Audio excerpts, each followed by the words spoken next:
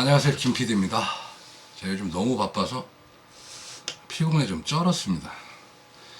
그래도 영상을 좀 꾸준히 올려야 될 것 같아갖고 오늘 근무 중에도 좀 서치도 좀 많이 하고 나름대로 전화도 좀 돌리고 좀 그랬습니다. 힘든 하루가 가네요. 명절이 빨리 지나가야 되는데 명절 때 아주 죽어납니다. 아주 그냥 다름이 아니라요, 오늘 할 얘기는요, 오늘 국민의힘의 당직 인선이 좀 있었죠. 근데 중요한 두 인사가 있었습니다.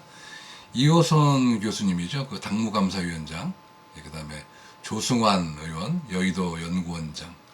이 임명에 대해서 좀 분석을 조금 한번 해볼까 합니다.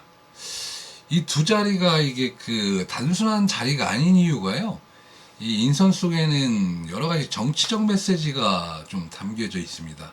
그래서 오늘 이제 그 이야기를 조금 제가 아는 상식선에서 깊게 들어가 보도록 하겠습니다. 그리고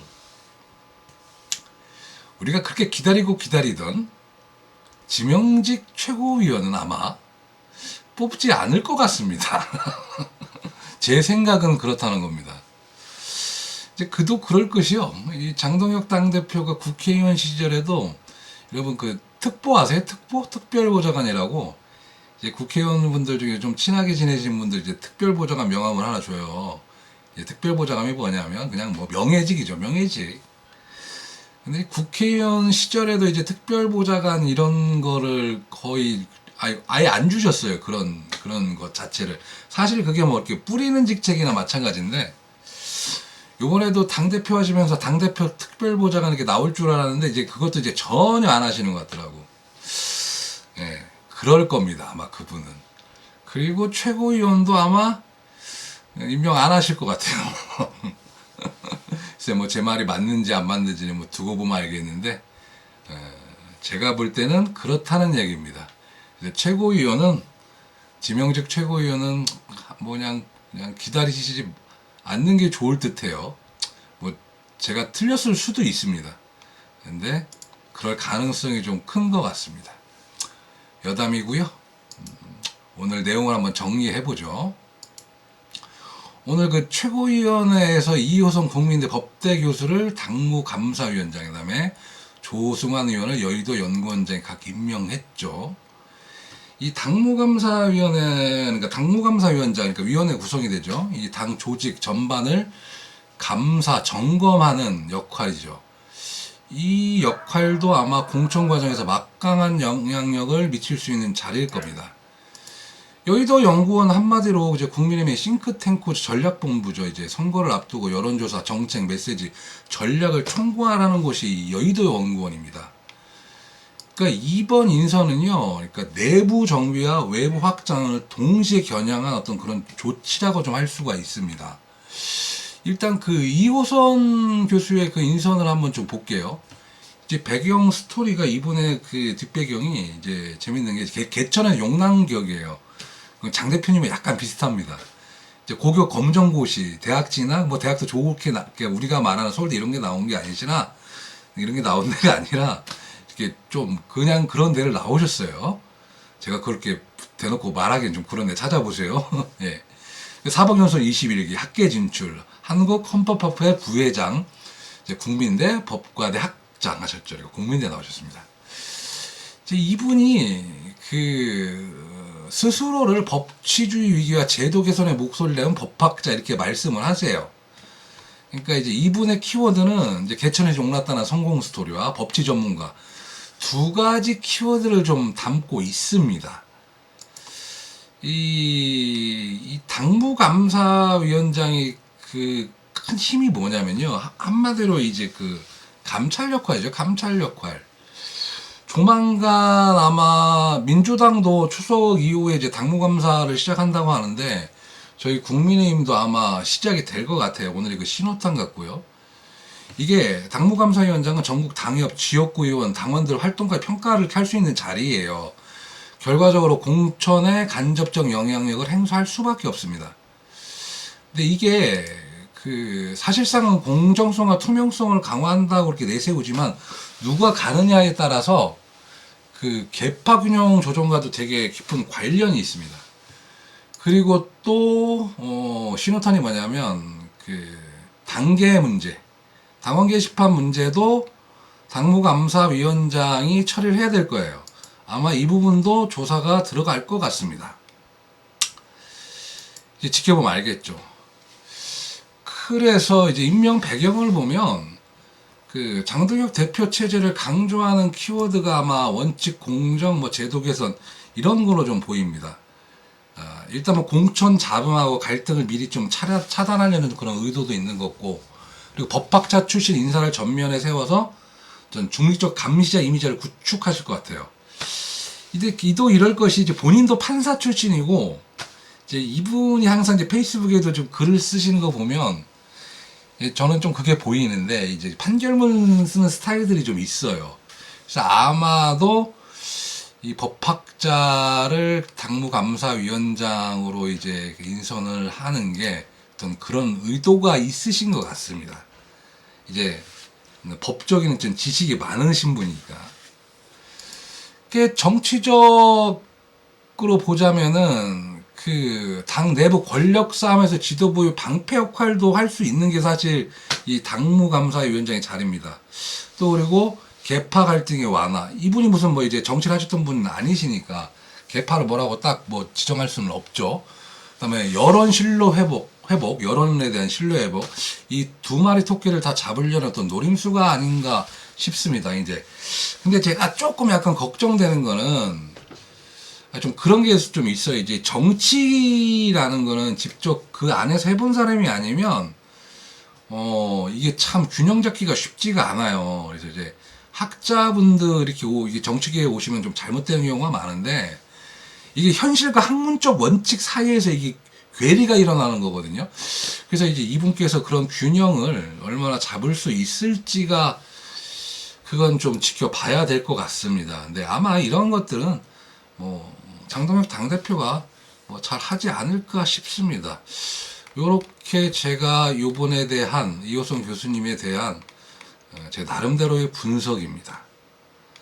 그리고 이제 조승환 의원, 이분도 이제 법조인 출신이죠. 법조인 좀 많으신 것 같아, 우리 당에 좀. 그거는 조금 저는 이렇게 좋게 보지는 않습니다, 솔직히 얘기해서. 왜냐하면 이제 국회라는 곳이 이제 그 각계각층을 대변해야 되는 분들이 좀 더 많았으면 좋겠는데, 세상에 법조인분들이 되게 많아요. 그렇게 많다 보면 상대적으로 다른 직종이나 다른 분야에 계신 분들의 자리가 이렇게 없어지는 부분이라 특히 국힘이 좀 많은 편입니다. 뭐 그렇다는 말씀입니다. 그래서 저는 좀 더 다양했으면 좋겠다는 거고, 이제 본론으로 들어가자면 검사 출신이고요. 초선 의원이죠. 부산 중구 영동구. 예, 이분도 이제 법조인 출신답게 원칙주의자 이미지시고, 뭐 이제 나름 뭐 친윤계로 분류가 되더라고요. 근데 이제 당내에서 이제 뭐 이제 그 어떤 로얄티가 강하다, 그다음에 실무 능력 뭐 이런 것들 인정을 많이 받았다고 합니다. 이 여의도 연구원은요, 이 한마디로 말하면 선거 사령탑이라고 보시면 돼요. 여론조사, 기획, 정책, 프라임 설계, 메시지 전략까지 다 총괄하는 것이 이 여연입니다. 그러니까 이게 이제 새로 바뀌었다는 건, 한마디로 싱크탱크가 바뀌었다는 거는 당이 이제 요입당했다는 거예요. 지방선거 준비에 들어갔다라는 의미입니다. 그래서 임명 배경을 보면 지방선거 이제 준비고, 그리고 이제 이후 총선을 앞둔 어떤 전략적 포석이 비춰지겠죠. 아마 이제 그 검사 출신인 정치인이기 때문에 뭐 실무 능력과 이런 뭐 강단 뭐 이런 것들은 분명히 있으실 것 같습니다. 그리고 요즘 그 부산에 공을 많이 들이시는 것 같아요. 예.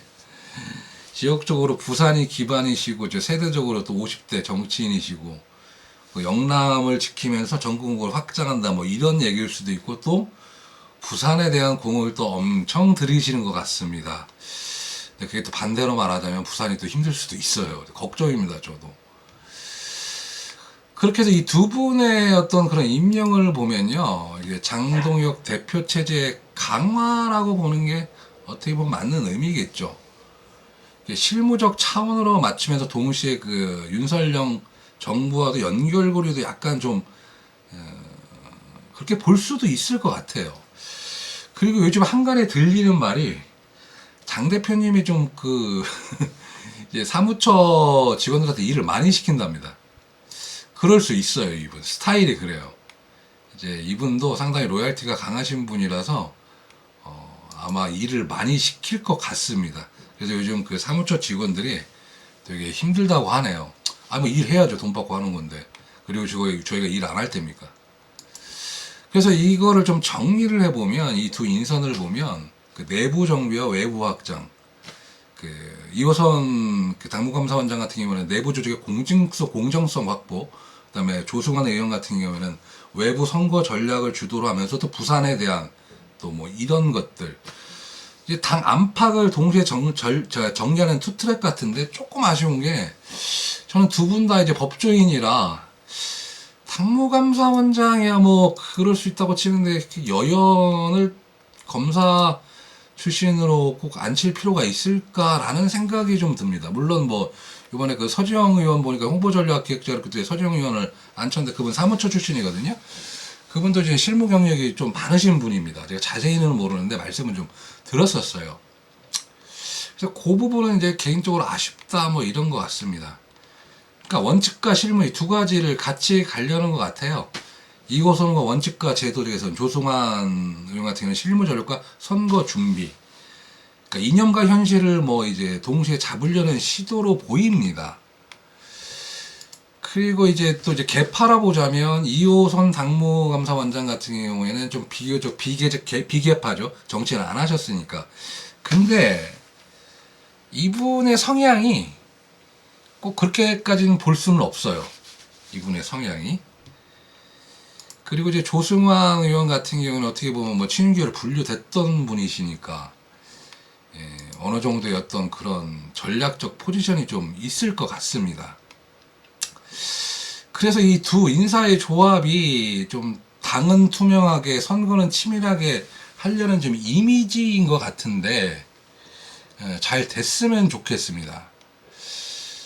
그렇게 봐야 되는데 또 이제 반대로 보면 반대의 시각은 뭐냐면 아까 전에 말씀드렸지만 이호선 이제 교수님이다 보니까 정책 경험 부족이라든가 뭐 개파 반반에 직면할 수도 있고 또 그리고 이제 원칙과 이제 그 학자로서의 보는 시각과 현실 정치에 보는 시각 이게 좀 다를 수가 있거든요. 이제 그게 대표적으로 좀 그게 그 안 맞았던 게 이제 전원책 그 변호사였죠. 물론 이분은 학자라기보다는 평론가 쪽에 강하셨는데 이분도 좀 원칙을 강조하시는 분이었잖아요. 그러다 보니까 이제 저희 당 모셨다가 또 바로 나가셨죠. 그래서 참 좋으신 분이라고 생각 듭니다. 그래서 저는 그게 살짝 뭐 걱정되긴 하는데 아마 장동혁 대표가 잘 그 맞추실 것 같아요.